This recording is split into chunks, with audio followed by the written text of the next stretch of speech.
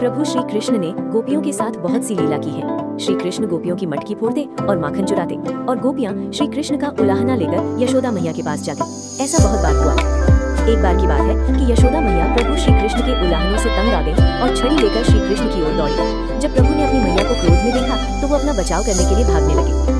भागते भागते श्री कृष्ण एक कुम्हार के पास पहुंचे। कुम्हार तो अपने मिट्टी के घड़े बनाने में व्यस्त था, लेकिन जैसे ही कुम्हार ने श्री कृष्ण को देखा तो वो बहुत प्रसन्न हुआ। कुम्हार जानता था कि श्री कृष्ण साक्षात परमेश्वर है।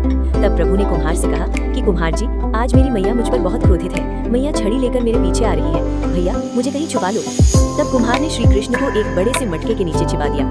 कुछ ही क्षणों में मैया यशोदा भी वहाँ आ गई और कुम्हार से पूछने लगी, क्यों रे कुम्हार, तूने मेरे कन्हैया को कहीं देखा है क्या? कुम्हार ने कह दिया, नहीं मैया, मैंने कन्हैया को नहीं देखा। श्री कृष्ण ये सब बातें बड़े से घड़े के नीचे छुपकर सुन रहे थे। मैया तो वहाँ से चली गई। अब प्रभु श्री कृष्ण कुम्हार से कहते हैं, कुम्हार जी, यदि मैया चली गई हो तो मुझे इस घड़े से बाहर निकालो। कुम्हार बोला, ऐसे नहीं प्रभु जी, पहले मुझे 84 लाख यानियों के बंधन से मुक्त करने का वचन दो। भगवान मुस्कुराए और कहा, ठीक है, मैं तुम्हें 84 लाख यानियों से मुक्त करने का वचन देता हूँ। अब तो मुझे बाहर निकाल दो। कुम्हार कहने लगा, मुझे अकेले नहीं प्रभु जी, मेरे परिवार के सभी लोगों को भी 84 लाख यानियों के बंधन से मुक्त करने का वचन दोगे तो मैं आपको इस घड़े से बाहर निकालूंगा। प्रभु जी कहते हैं, चलो ठीक है, उनको भी 84 लाख यानियों के बंधन से मुक्त होने का मैं वचन देता हूँ। अब तो मुझे घड़े से बाहर निकाल दो। अब कुम्हार कहता है, बस प्रभु जी, एक विनती और है, उसे भी पूरा करने का वचन दे दो तो मैं आपको घड़े से बाहर निकाल दूंगा। भगवान बोले, वो भी बता दे, क्या कहना चाहते हो? कुम्हार कहने लगा, प्रभु जी, जिस घड़े के नीचे आप छुपे हो उसकी मिट्टी मेरे बैलों के ऊपर लाद के लाई गई है। मेरे इन बैलों को भी 84 के बंधन से मुक्त करने का वचन दो। भगवान ने कुम्हार के प्रेम पर प्रसन्न होकर उन बैलों को भी 84 के बंधन से मुक्त होने का वचन दिया।